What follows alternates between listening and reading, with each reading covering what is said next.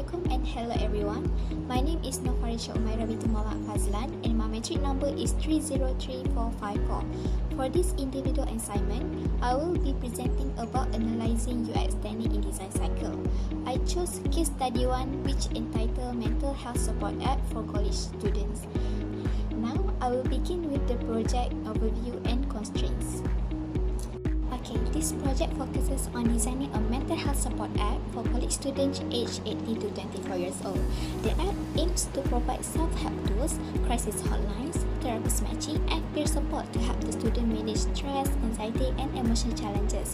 However, the project is constrained by a 12-week timeline, a limited budget of Rm230,000 and a small multidisciplinary team. So, this limitation required the use of efficient and cost-effective UX methods. In addition, mental health stigma may reduce some of user participation, and strict compliance with the Personal Data Protection Act is required due to the sensitivity of personal data. Therefore, the interface must be simple, calm, and emotionally safe, which following a human-centered and ethical design approach. This study focuses on 3 stages of the design cycle, which is research, ideation, and testing. Okay, for the research stage, user interviews are used to understand emotional needs and barriers.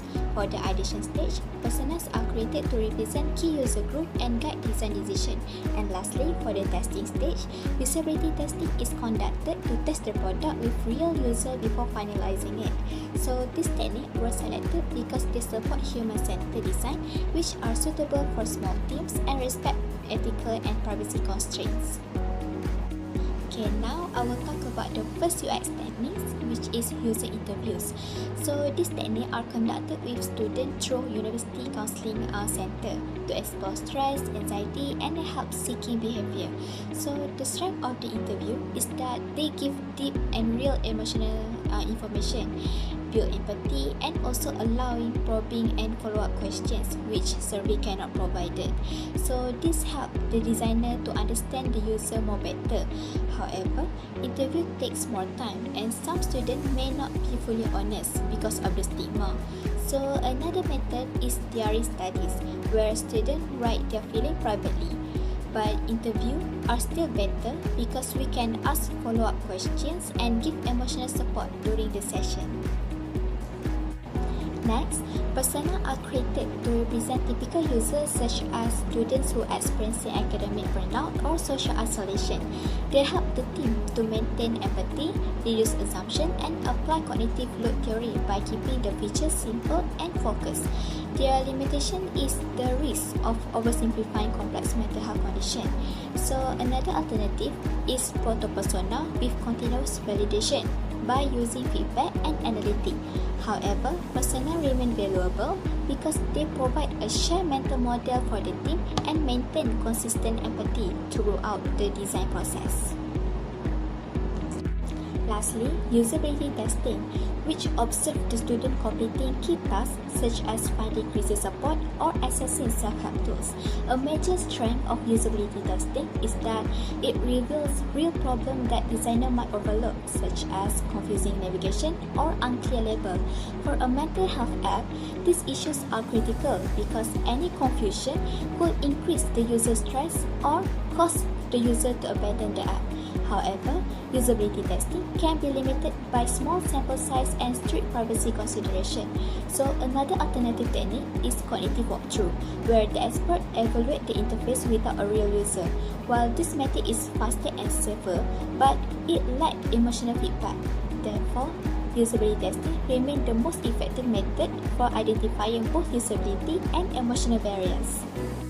Why this technique was chosen? Because it's suitable for limited time, budget, and ethical constraint of the project.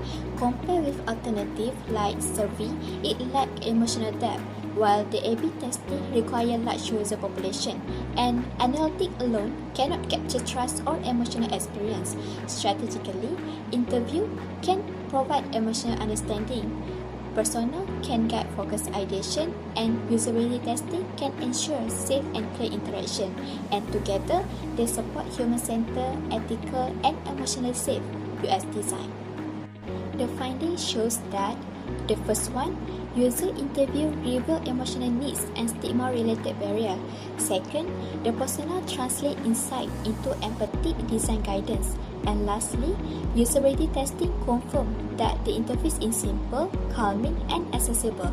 So overall, this technique effectively balances empathy, practicality, and ethical responsibility within the project constraints.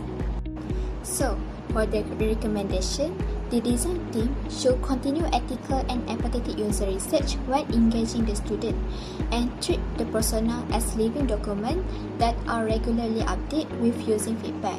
The design team should also conduct iterative usability testing throughout the development. They also need to prioritize emotional safety, simplicity, and PDPA compliance. Last but not least, encourage close collaboration between researcher, designer, and developers. So, by integrating all these practices, the team can deliver a mental health application that is not only usable, but also emotionally safe, trustworthy, and ethically responsible. I think that's all from me. Thank you for watching my video.